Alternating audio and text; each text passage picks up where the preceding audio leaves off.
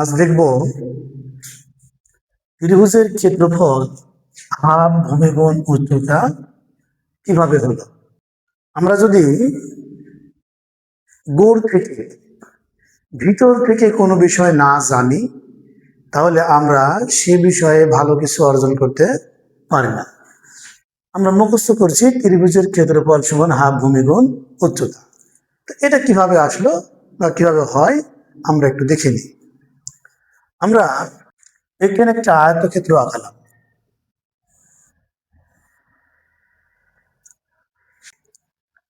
এইটা এ ধরলাম, এইটা বি ধরলাম।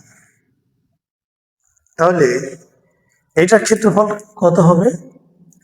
এই বাহু এবং এই বাহুর মানের গুণফল। তাহলে তাই যদি হয় তাহলে এই আয়তক্ষেত্রের ক্ষেত্রফল হচ্ছে এ ইন্টু বি। এখন যদি আমরা এখান থেকে এইভাবে অর্ধেক করে দিই তাহলে পুরোটার যে ক্ষেত্রফলটা পেয়েছি যদি অর্ধেক করে দিই তাহলে অর্ধেক এদিকে থাকবে আর অর্ধেক এদিকে থাকবে। তাহলে এই ক্ষেত্রফলটা কি হবে? অর্ধেক হয়ে যাবে। তাহলে অর্ধেক হলে কি হবে? এ বি ভাগ 2, এখানে এ বি ভাগ 2 অর্ধেক করে হয়ে যাবে। তাহলে অর্ধেক আর অর্ধেক একটা হয়ে যাবে। তাহলে এইটা এখন কিভাবে লিখবো?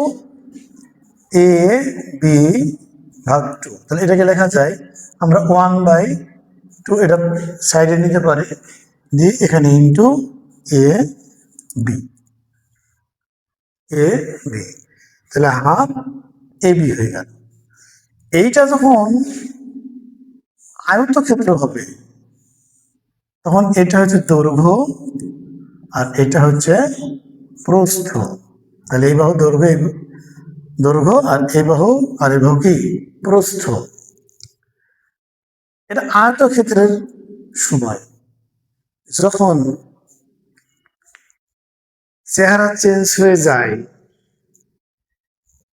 তখন তার বাহুগুলোর নামের চেঞ্জ হয়। মানুষের যখন চেহারা চেঞ্জ হয় তখন মানুষ কি হবে?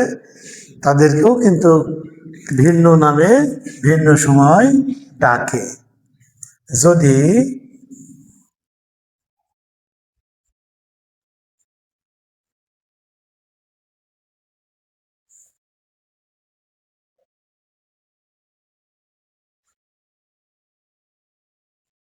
এটা হচ্ছে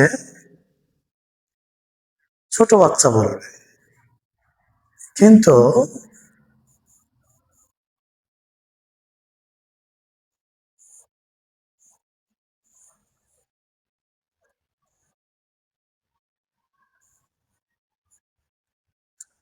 এটার চাইতে এটাকে বড় বলবে, এটা তখন ইয়াং বলবে।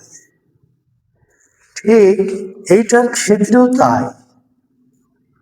এটা যখন আয়তক্ষেত্র ছিল তখন এই বাহুগুলোর নাম ছিল, একটা নাম দৈর্ঘ্য, একটা নাম প্রস্থ। যখন এটা ত্রিভুজ হয়ে যাবে, যখন এটা আমি বাদ দিয়ে দিব, এটা যখন বাদ দিয়ে দিব তখন এটা কি হয়ে গেল? ত্রিভুজ হয়ে গেল। তখন এর নাম আবার চেঞ্জ হয়ে যাবে।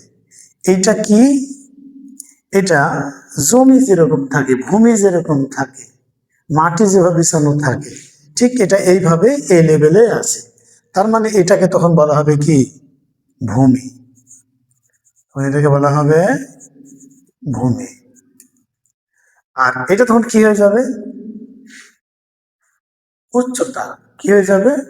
উচ্চতা। তাহলে এটার নাম হবে কি? উচ্চতা। তাহলে আমরা এখানে কি পেলাম? তাহলে আমরা এখানে কি পেলাম? হাফ ভূমি গুণ উচ্চতা। তাহলে আমরা যদি এইভাবে একটু বুঝি তাহলে আমাদের সূত্রগুলো ভুল হবে না। আমরা এই ক্ষেত্রফলের, এই যে আয়তক্ষেত্রের ক্ষেত্রফলের এই সূত্র থেকে আমরা ত্রিভুজের ক্ষেত্রফলের সূত্র পেয়ে যাব। তাই যারা শিখছে আমি বলবো তারা যেন শেখাটাকে শেখার মতো করেই শিখে, গৌড় থেকে শিখে, ভিতর থেকে শিখে, তাহলে সেই শেখা সহজে আর ভুল হবে না।